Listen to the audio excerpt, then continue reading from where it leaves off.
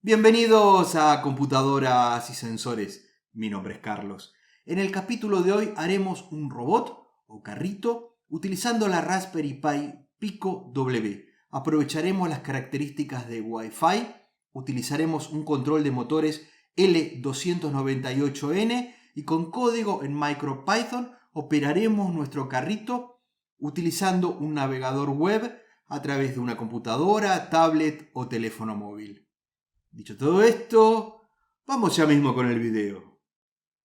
Los elementos principales que necesitaremos para el proyecto de hoy, además de la Raspberry Pi Pico W, es un chasis para nuestro carrito o robot. Quizás el nombre robot para esta etapa sea algo pretencioso, pero en futuros videos le agregaremos sensores y una cámara. El nombre estará más acorde en el futuro. En este caso, estoy usando un chasis bastante popular en las casas donde venden artículos para electrónica o hobbies y es de material acrílico. Fijado al chasis tenemos dos motores con reducción y a estos unas ruedas plásticas. En la parte frontal del chasis se encuentra fijada una rueda giratoria, es decir, la rueda por medio de una horquilla se fija a una crapodina que le brinda la posibilidad de girar 360 grados. Más comúnmente se la conoce como rueda loca. Otro componente importante es el módulo controlador de motores. Utilizaré el popular y económico L298N, que nos permitirá controlar los dos motores de corriente continua con reducción que recién vimos. Recibe el nombre por el circuito integrado que se encuentra en forma vertical y tiene adosado un disipador de aluminio. Este módulo también se lo conoce con el nombre doble puente H. En un primer momento probé con un powerbank pequeño de 2200 mAh al cual conecté un cable USB y este mediante bornera al controlador L298N. En teoría debería funcionar bien, y digo en teoría porque como te podés imaginar no funcionó. El conexionado utilizado es como el que podemos ver ahora. Este gráfico es solo la parte de alimentación de la Raspberry Pi Pico W y de los dos motores. El gráfico completo donde trabajamos también con los GPIOs los veremos en breve. Los voltajes que sabemos se deben manejar son 5 volts o algo menos para la Pico W y 6 volts como máximo para los motores. El módulo L298N nos entregará en esta salida que te recuadro un máximo de 5 volts, ya que dispone de un regulador. Aunque ingresemos, por ejemplo, con 12 volts en esta salida, tendremos 5 volts. Pero a los motores no les regula la tensión y estos recibirán los 12 volts que los arruinaría. Podemos sacar entonces como conclusión que el máximo voltaje con el que podemos alimentar nuestro proyecto, y aquí lo indica en el gráfico, son 6 volts.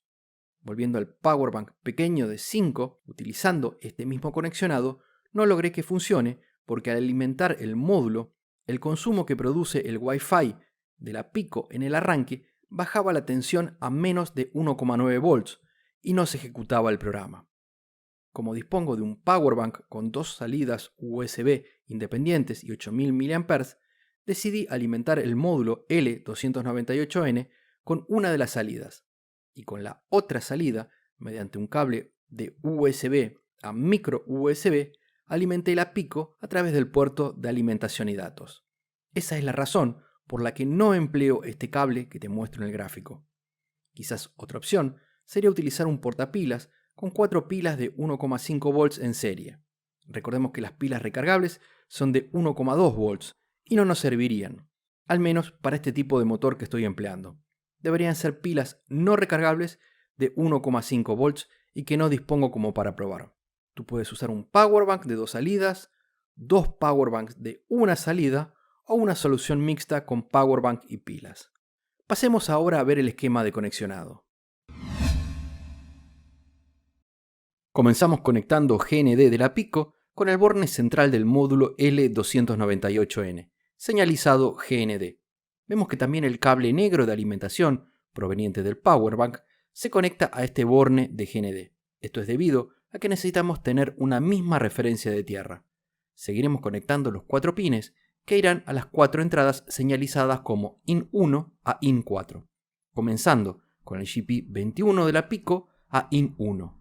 Luego GP20 a IN2, GP19 a IN3 y GP18 a IN4.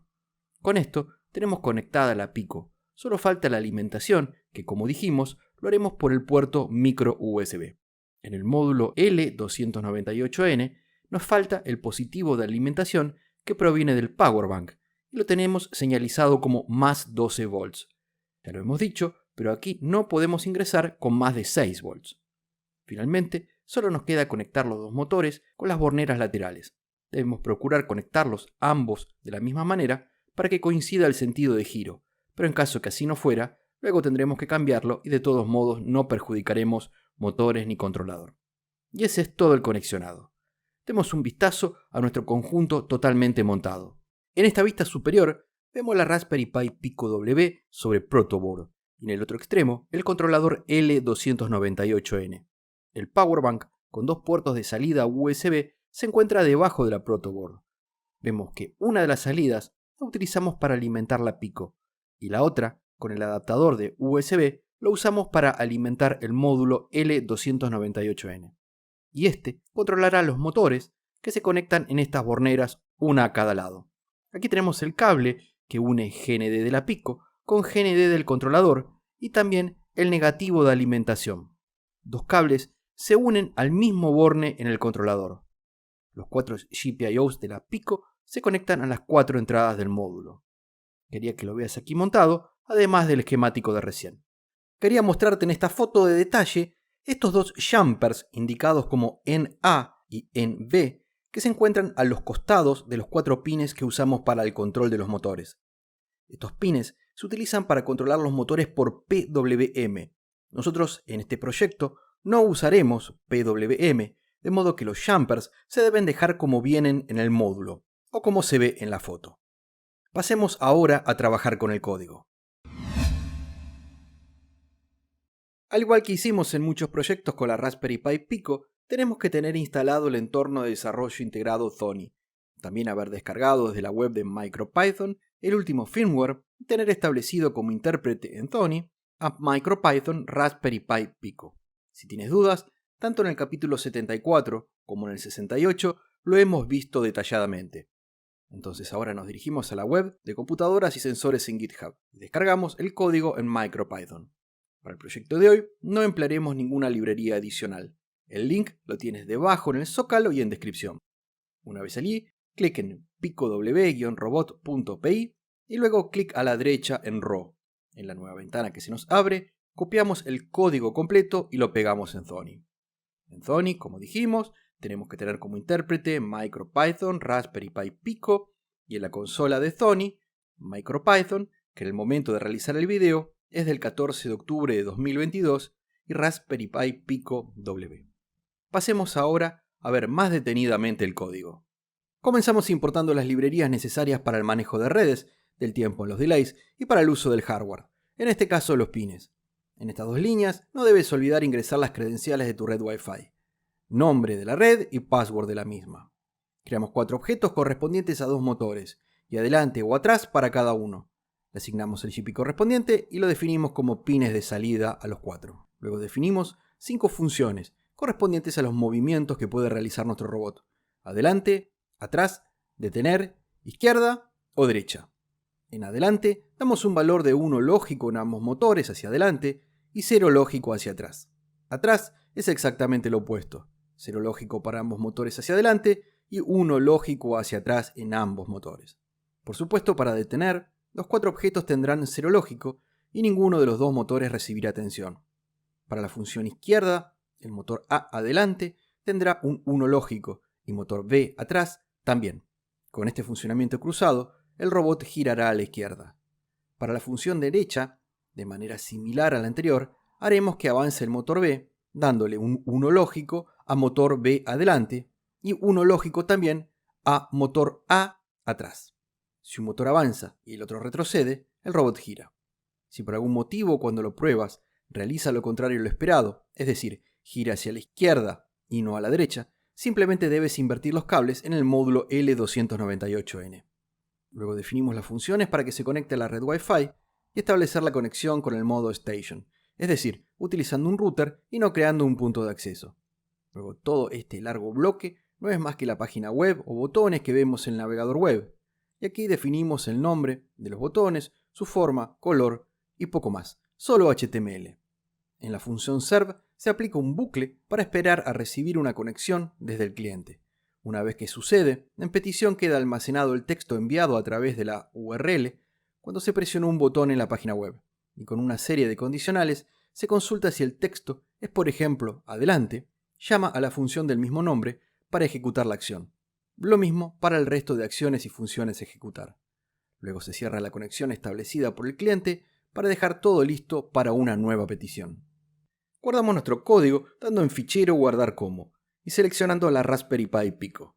Le damos por nombre main.py, ya que necesitaremos que el código se ejecute con solo encenderla. El siguiente paso es saber el número de IP de la Pico en nuestra red local. Tenemos varias formas de saberlo. Primero lo haremos accediendo al router. Ingresaremos por la puerta de enlace determinada o default gateway. Suele ser 192.168.1.1. Una vez allí, nos pedirá el password de nuestro router, que muchas veces se encuentra escrito en el mismo. Y luego tenemos que buscar la red local o mapa de red local. En mi caso me muestra la computadora de escritorio en 192.168.1.66 y otros dos dispositivos conectados, uno en 67 y otro en 86. Probando con esos dos IP, podría encontrar la Pico. Otra opción es con el escáner de puerto Nmap, que lo usamos varias veces en otros proyectos. Es multiplataforma y gratuito. Siempre recomiendo tenerlo. Puedes descargarlo de nmap.org. Una vez instalado y ejecutado, en Objetivo ingresas el IP y en donde tienes la incógnita asterisco. En este caso, 192.168.1.asterisco. En perfil, ping scan y luego escaneo. A los pocos segundos nos detecta una conexión en 192.168.1.86, además de la PC de escritorio. Abro Firefox, ingreso la IP y tenemos los botones para comenzar a operar nuestro carrito robot. Hagamos algunas pruebas para comprobar su funcionamiento.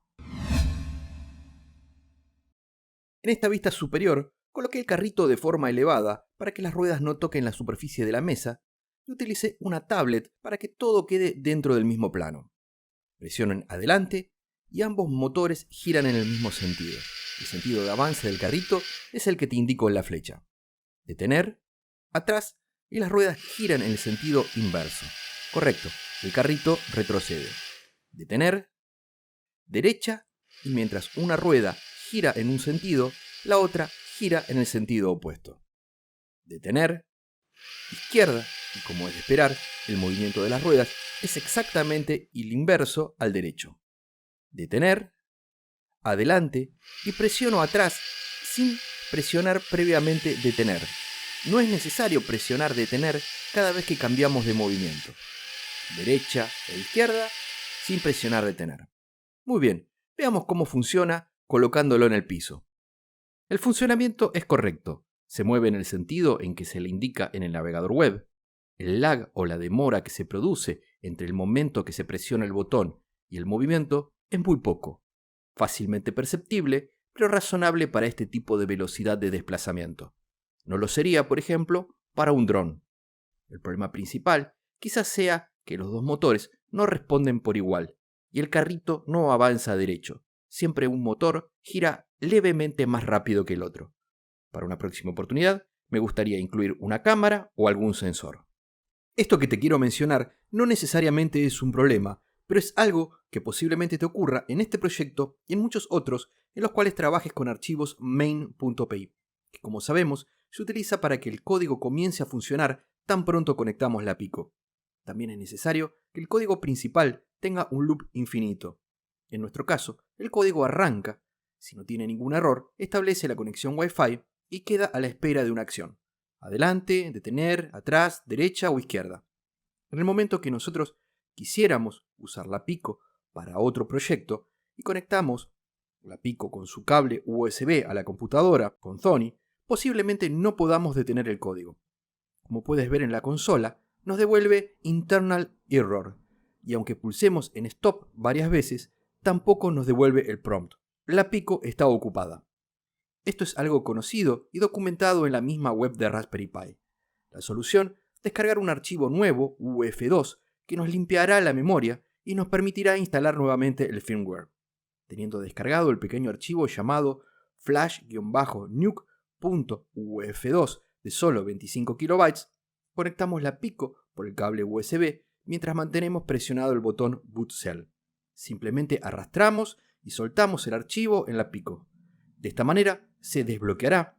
Podemos volver a instalar el firmware de MicroPython y trabajar con Tony normalmente. Y con esto terminamos el video de hoy.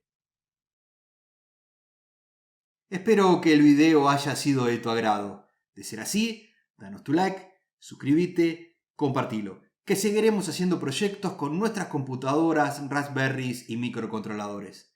De mi parte, muchísimas gracias por ver el video y será hasta la próxima.